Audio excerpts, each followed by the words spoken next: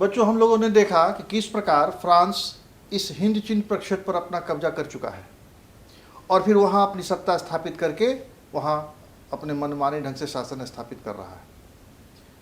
Colon लोगों को अधिक प्राथमिकता दी जा रही है। कोलोन, मैंने आपको बताया कि उन लोगों को कोलोन कहा जाता था जो फ्रांस के लोग थे और जो इस क्षेत्र में बस गए थे। वहाँ उन कोलोन लोगों को प्राथमिकता देने की वजह से वहाँ के जो स्थानीय विद्यार्थी थे या स्थानीय निवासी थे, क्योंकि विद्यार्थियों को अंतिम परीक्षा में फेल करके उनको आगे बढ़ने नहीं दिया जाता था, तो उन लोगों में विद्रोह की भावना हो रही थी। और खासकर हनोई विश्वविद्यालय को बंद करना, वहाँ का बहुत प्रतिष्ठित विश्वविद्यालय था,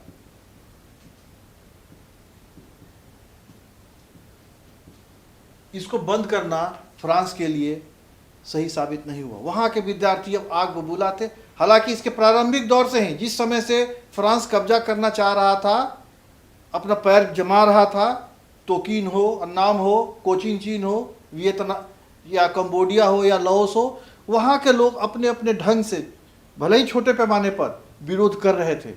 अब यह विरोध मुखर हो रहा था और इस मुखर होने का मुख्य कारण कुछ ऐसे लोगों का अब राजनीति में पदार्पण हुआ इस उग्रवादियों, आतंकवादियों के साथ, जो ये लोग गुरिल्ला युद्ध कर रहे थे। फ्रांस की निगाह में ये वहाँ के उग्रवादी थे।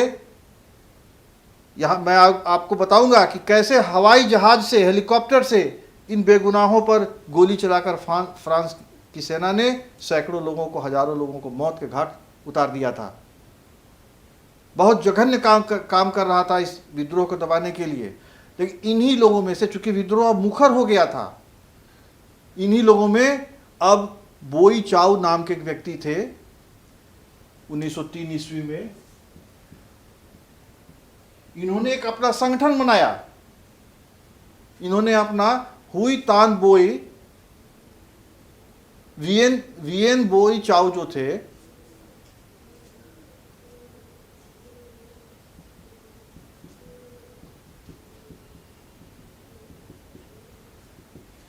होई तान बोई नाम का एक संगठन इन्होंने बनाया। होई तान बोई, होई या हुई भी इसको लिखते हैं।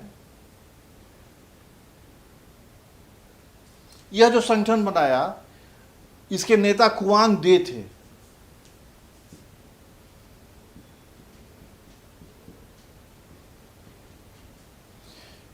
यह जो संगठन था यह काफी उग्रवादी था। वियन बोई चाउ जो थे, जिन्होंने इस संगठन को बनाया था, यह संगठन हुआ।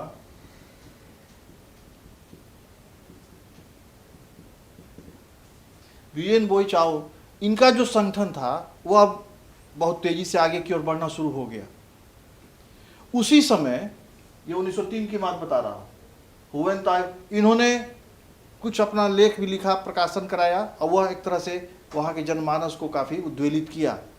उसी समय 1905 में जापान ने चीन के साथ युद्ध किया।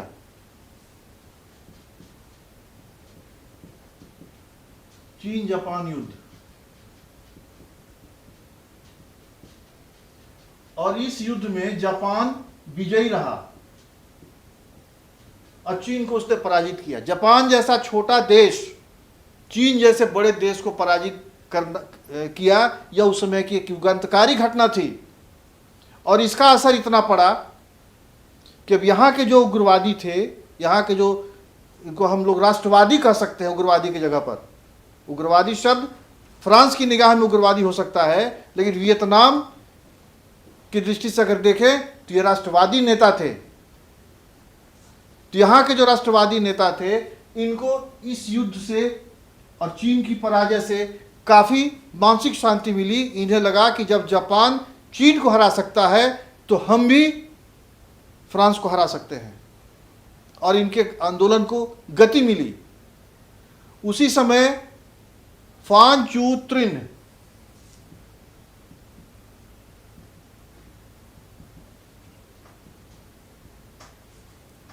फान चू त्रिन नाम के एक राष्ट्रवादी नेता हुए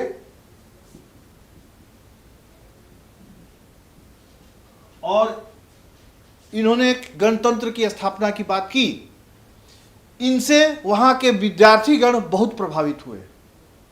छात्र लोग बहुत प्रभावित हुए और उसी समय सन्यात सेन ने चीन में सत्ता प्राप्त कर ली।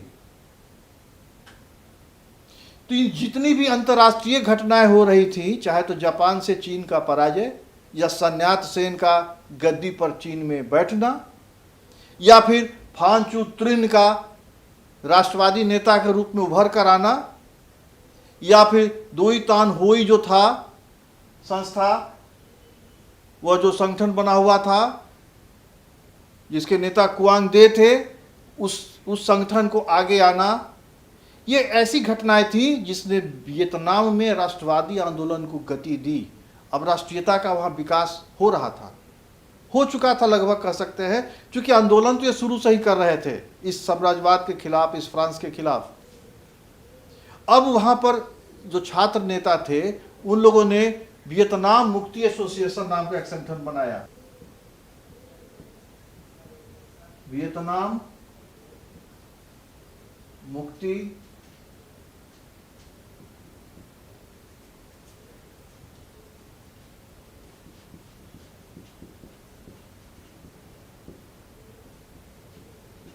वियतनाम मुक्ति एसोसिएशन नाम का इन लोगों ने संगठन बनाया और इसके तहत वियतनाम को मुक्त कराने की बात छात्र नेताओं ने की। अब इस आंदोलन से छात्र वर्ग जो था वह जुड़ चुका था, चाहे तो वह फांचू त्रिन के कारण जुड़ा हो, चाहे तो वो हुई तान बोई के संगठन के कारण जुड़ा हो या फिर वह कुआंग दे के कारण जुड़ा हो। कारण जो भी रहा हो, चाहे वो जापान कि चीन की विजय के कारण हुआ हो, सन्यात सेन का चीन की गद्दी पर बैठना कारण बना हो, कारण जो भी हो, यह जो छात्र संगठन थे, ये छात्र नेता थे, छात्र का जो जनसमूह था, अब यह राष्ट्रीयता के चाशनी में पूरी तरह सराबोर हो चुका था और राष्ट्रवादी आंदोलन अब गति पकड़ रहा था। इसी समय एक और ऐसी घटना घटी जिसकी चर्चा करना बहुत जरूरी है। वह है प्रथम विश्व युद्ध में 1914 से 1918 में प्रथम विश्व युद्ध हुआ था। इस युद्ध में फ्रांस ने भी भाग लिया था। तो फ्रांस ने क्या किया था कि यहाँ के लोगों को, इस हिंद चीन प्रक्षेत्र के लोगों को सेना में भर्ती किया और उनको सेना की अगली पंक्ति में रखता था। यानी युद्ध क्षेत्र में अगर आगे, सबसे आगे कोई रहेगा तो वह हिंद चीन के लोग रहेंगे, क्योंकि गोली चलेगी तो सबसे पहले वे मरेंगे। तो इस तरह का जो विचार था फ्रांस की सत्ता के दिमाग में, यहाँ के लोगों को काफ़ी आहत कर रहा था। हाँ, मिला जुला अगर रहता, कहीं पर फ्रांस के लोग रहते, कहीं पर वियतनाम के लोग रहते, कहीं पर लाओस के लोग रहते, ऐसा न करके फ्रांस की सत्ता ने व्यवस्था ऐसी की थी कि सेना की अगली पंक्ति में इस क्षेत्र के सैनिक रहेंगे और काफ़ी लोग मारे गए। इसका बहुत ही असर वहाँ पर पड़ा और उसी के कारण वियतनामी राष्ट्रवादी दल वहाँ पर गठित हुआ।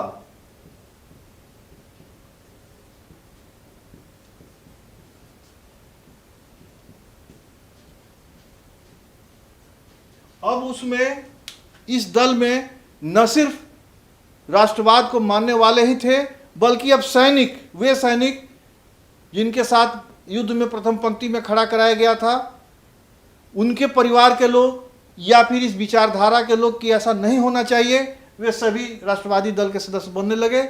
इनका कारवां बढ़ने लगा और इसकी पहली बैठक इन लोगों ने कैंटन में की थी।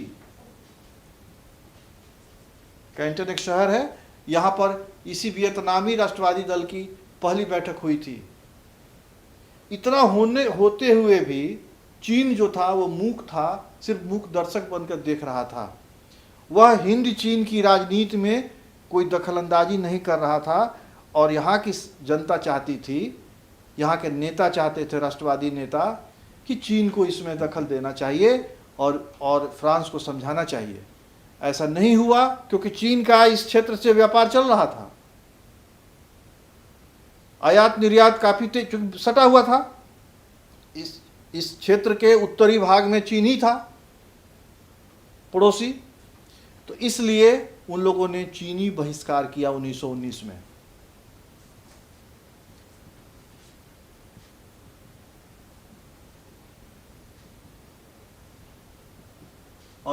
चीन से इन लोगों ने, चीन के हर सामान का इन लोगों ने बहिष्कार करना शुरू किया, चीनी बहिष्कार हुआ। जो भी रहा हो कारण, इनका विरोध करने का एक अपना तरीका था। या हालांकि ये खुलकर यहाँ के जो भी राष्ट्रवादी नेता थे या जो भी क्रांतिकारी नेता थे, ये फ्रांस से समझ रहे थे कि फ्रांस से हम सीधा मुकाबला में नहीं जीत सकते हैं। तीन लोगों ने गुरिल्ला युद्ध अपनाया था। गुरिल्ला युद्ध कहते हैं छिप कर वार करना,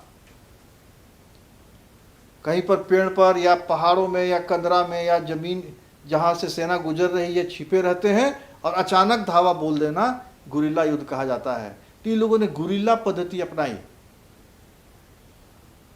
हालांकि वहां की जो फ्रांस की सरकार थी उसने अब जब युद्ध खत्म हो गया 1914 से, जब 1918 का प्रथम विश्व युद्ध खत्म हो गया, तो इस क्षेत्रों पर उसने थोड़ा प्रशासनिक सुधार की बात की। था क्या वहां की स्थिति, पहले इसको समझ लें।